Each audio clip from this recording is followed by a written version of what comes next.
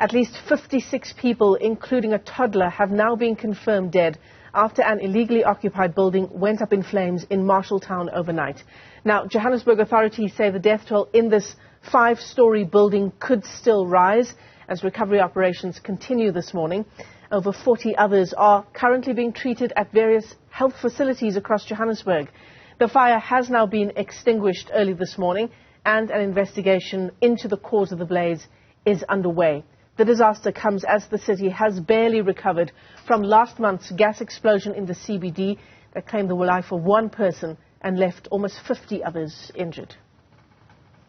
All right, my co-anchor Ayanda Nyathi is live to us on the scene, as he has been all morning, and he joins us now. Ayanda, the big question this morning, as we continue to count the cost of what's unfolded in Marshalltown, is no doubt that for some who have survived this tragedy, the journey now to finding their loved ones begins.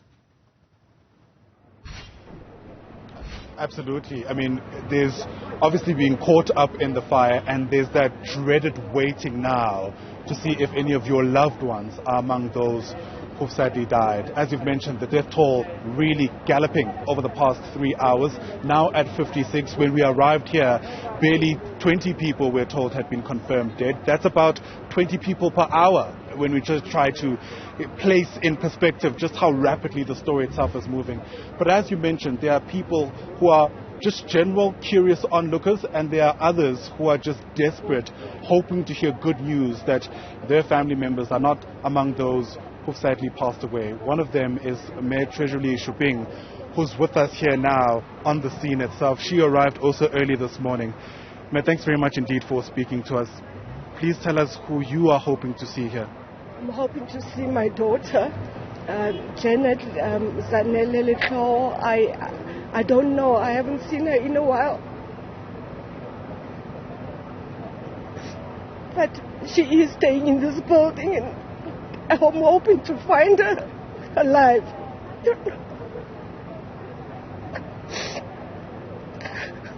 I'm really hoping to find her alive. If she's hearing me anywhere she is, if she's not here, can she please contact her mother? It's obviously an incredibly difficult time as we continue waiting, and I imagine an incredibly dreadful wait it is for you. Do you know how long she's been staying in the building? It's over a year now.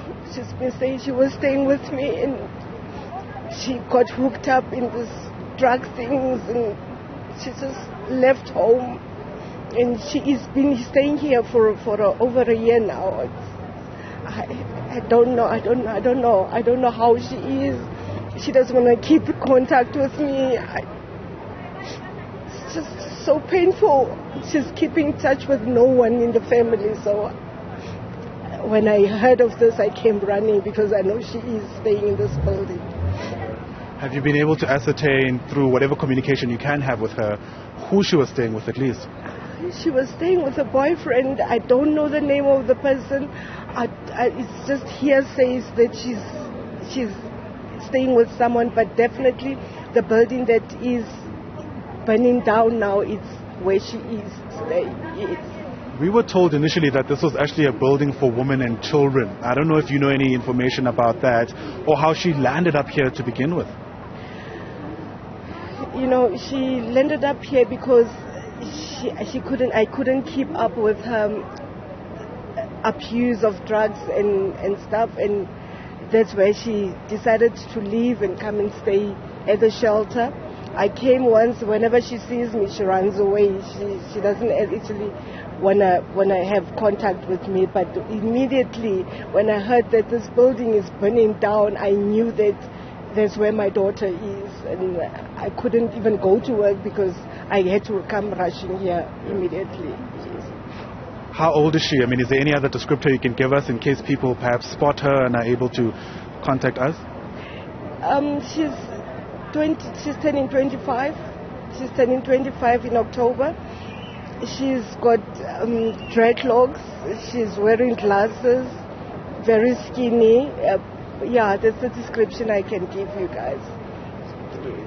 I can imagine how difficult this has been. Thank you so much for speaking to us. Really do appreciate it. And I can also imagine the many prayers, Michelle, that must be going up at this moment as women, including Chijli Shuping, who's just spoken to us, hold on to hope that the 56, which is the death toll we have now, does not include their loved ones.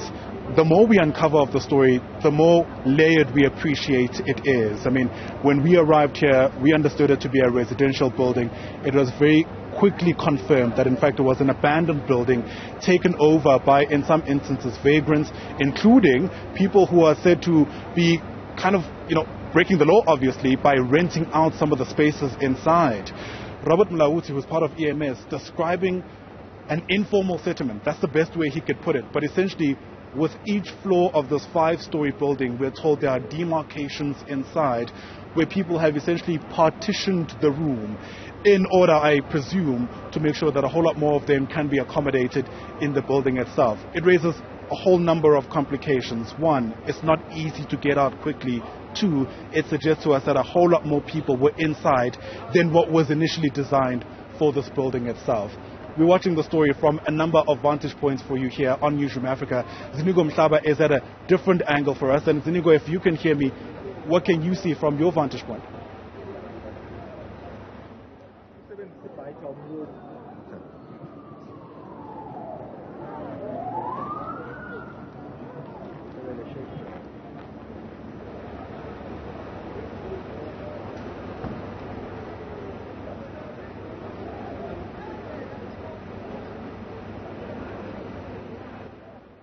All right, it is a special broadcast of the AM Report, and as you can see, we are trying to cover the story for you from all angles. Ayanda Nyathi, my co-anchor, has been there since early this morning, giving us a sense of the kind of devastation that's been unfolding there. We've steadily seen the death toll rise from 10 at 5 o'clock this morning. We're now sitting at the death toll, 56 lives lost. We know that 48 other people are receiving treatment in hospital.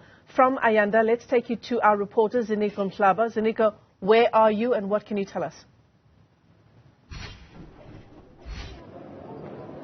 A very good morning to you, Michelle. Well, we are on the other side, just a street across the actual scene where a lot of people, at about 56 people, I understand, have lost their lives. So right now we're at the site where the city of Johannesburg is trying to do a head count in terms of how many people need any form of aid. So we're on that side where the city of Johannesburg is trying to ensure that it identifies the people who are affected by that fire. And Michelle, it's a very sad moment because a lot of women with the children are coming this side. As you can see, the city of Johannesburg officials here. So the city will be writing down their names just to identify that. I am Zinigo Mhlaba. I was staying in that particular building, and this is what I've lost. I've got so many kids. So this is what they'll be doing on this particular side of this Marshalltown district. So I've got Mr. Matabuho here. He was staying at that particular building. So he's going to share with us how all that unfolding. Morena, thank you very much for your time. You're residing in that building. Talk to us about what actually happened from your perspective, from what you saw. Yeah, sir, no, thank you very much for having me. I'm actually one of the residents in this building. What went down in the early hours, I can't say early hours, in the midnight, because the time I wake up was around 1 o'clock. When the other lady was screaming, coming to wake up his friend in the nearby room, crying, "We are dying. Please wake up." I thought maybe I'm dreaming. After all, I thought maybe it's people who are excited. But the way now she was insisting on saying the same thing, I realized that this thing is very serious. So I went to the door, I locked the door. I had to wake up and lock the door. What I saw in the passage was just a smoke. People were running to and fro. The one from the left was trying to go to the right. The one on the right, now even me, I was confused. I came out of my room, ran half naked. I wasn't even sure that I was naked. It's when I was approaching the doors that I realized that I'm only having the BVD, no shoe, nothing. I had to come back to fetch my jacket, put some trouser, and some shoes. Every exit was flames. Every exit was flames. People were screaming, children, everything.